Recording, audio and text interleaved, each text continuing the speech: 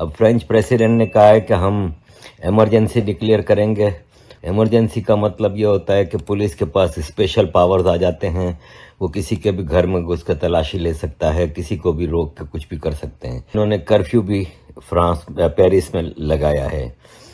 45,000 special police force deploy کی ہے France کے مختلف علاقوں میں. کل گرفتاریاں بہت ہوئی ہیں فرانس میں, تو 1000 سے زیادہ لوگ گرفتار کر چکے ہیں. جب ان لوگوں کو گرفتار کیا جاتا ہے نا, تبھی یہ انسان کے بچے بنتے ہیں. جو کلپرٹ ہے سیدھا ڈپورٹ کرو. اس سے بھارت کو بھی سبق سیکھنا چاہیے کہ کہیں بھی اس پرکار کی ہنسا ہو تو راجیہ کو کہیں بھی ذرا سا بھی نہ تو ہچکچانا چاہیے اور نہ کہیں سے بھی اس کو دربل دکھنا چاہیے. اس سمے جو فرانس میں ہنسا چل رہی ہے, جو لوگ بھی اس کو گرہ یدھ یا سول وار کہہ رہے ہیں, یہ جان لیں کہ یہ گرہ یدھ نہیں ہے, سول وار نہیں ہے, یہ سیدھا سیدھا جہاد ہے. جہاد کو ٹیررزم ڈکلیئر کیا جائے. پرٹیکولرلی سویڈن فرانس میں جس طرح کے حالات ہیں, ہندوز بھی جاتے ہیں, سکھ بھی رہتے ہیں, کوئی لارجلی کسی سے کوئی اتنا پرابلم نہیں ان کو, لیکن مسلمان جو ہیں وہ زیادہ کوئی نہ کوئی مسئلہ رہتا ہے. ایک کویسچن میرے ذہن میں آ رہا تھا, اور کیونکہ اس وقت ویسٹ میں پرٹیکولرلی سویڈن فرانس میں جس طرح کے حالات ہیں, تو ایک فنڈامنٹلی ذہن میں کویسچن آتا ہے, کیونکہ جو ڈیولپنگ ورلڈ ہے, مسلم ورلڈ ہے, تھرڈ ورلڈ ہے, وہ مائگریٹ کر رہی ہے فرسٹ ورلڈ میں. اس کو جو فرسٹ ورلڈ ہے وہ اس کو کہتی ہے سوسائٹیل سیکیورٹی, لیکن وہ پھر وہاں پہ جو ہے وہ کہتے ہیں اپنا آپ کو مسلط کرنے کی بھی کوشش کرتے ہیں. آپ سے آج میں بات کرنا چاہ رہا تھا کہ ہندوز بھی جاتے ہیں, سکھ بھی رہتے ہیں, کوئی لارجلی کسی سے کوئی اتنا پرابلم نہیں ان کو, لیکن مسلمان جو ہیں وہ زیادہ کوئی نہ کوئی مسئلہ رہتا ہے. آپ سر اس کو کیسے دیکھتے ہیں؟ What do you make of that sir? نہیں دیکھیں جی کہ جو ایسٹ کا یہ کنسرن ہے کہ اب یہ لوگ دیکھیں, ایسٹ جو ہے اس کی کنپٹی پہ کسی نے بندوق نہیں رکھی ہوئی کہ آپ ان لوگوں کو آنے دیں. یہ ملک ان کے اپنے ہیں, اس میں ابھی تک قانون سازی پہ, لا اینڈ آرڈر پہ ان کا مکمل کنٹرول ہے. کہیں مسلمان 10% ہوں, 15% ہوں, اپنی جگہ ہوں گے. یہ چاہیں تو یہ سوئچ آف کر سکتے ہیں ود ان 15 منٹس کہ جی آج کے بعد ہم اس ملک سے لوگوں کو آنے کی اجازت نہیں دیں گے. اور یہ ماضی میں ہوا ہے, ٹرمپ نے سامنے جو ہے اس طریقے سے کر دیا تھا, تو آپ لوگوں نے کیا کر دیا, بگاڑ دیا تھا امریکہ کا. یہ الگ بات ہے کہ بعد میں کچھ ہوش مند لوگ آتے ہیں تو اس کو ریکٹیفائی کرتے ہیں. ویسٹ کی مجبوری یہ ہے کہ وہ جس طرح کی ڈیموگرافک, جس طرح کی سچویشن سے جا رہے ہیں, ان کو لوگوں کی ضرورت ہے. اور ظاہر ہے کہ لوگ ہر جگہ سے نہیں آتے. یہ تو ظاہر ہے غریب ملکوں سے جہاں لوگوں کے روزگار کے مسائل ہیں, بدحالی کے مسائل ہیں, وہیں سے تو لوگ آئیں گے. یہ آپ ذرا یہ دیکھیں کہ یہ غربت بدحالی کہاں ہے. ٹاپ آف دا لسٹ جو ہے وہ اسلامی ملکوں میں ہے. تو اس حساب سے ہمیں یہ دیکھنا چاہیے کہ ہم اس اپرچونیٹی کو مس یوز کر رہے ہیں. آپ لوگ تھوڑا سا ہوش کا ناخن لیں کہ آپ ہیں کون, کہ آپ لوگوں کے ذہن میں یہ آ گیا ہے کہ ہم کوئی چوزن قسم کی اور دنیا کی سپیریئر ترین مخلوق ہیں, اور ہماری کوئی ایسی ویلیوز ہیں جو ہم جس پہ چاہیں جا کے تھوپ دیں, اور جائیں بھی بھگاری بن کے, کشتیوں پہ ڈبکیاں لگا کے, لیکن جا کے ان کو گرانا ہے.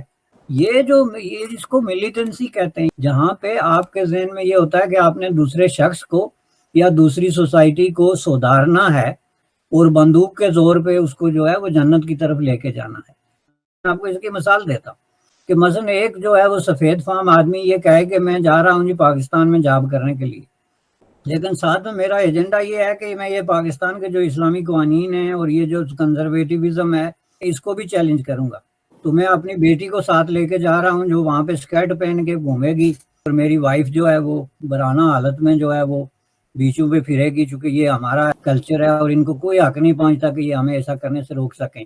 تو کیا وہ پاکستان میں ایسا کرنے کا حق رکھتا ہے؟ پہلی بات یہ ہے. اور اگر رکھتا ہے تو کیا لوگ اس کو یہ حق ایکسرسائز کرنے دیں گے؟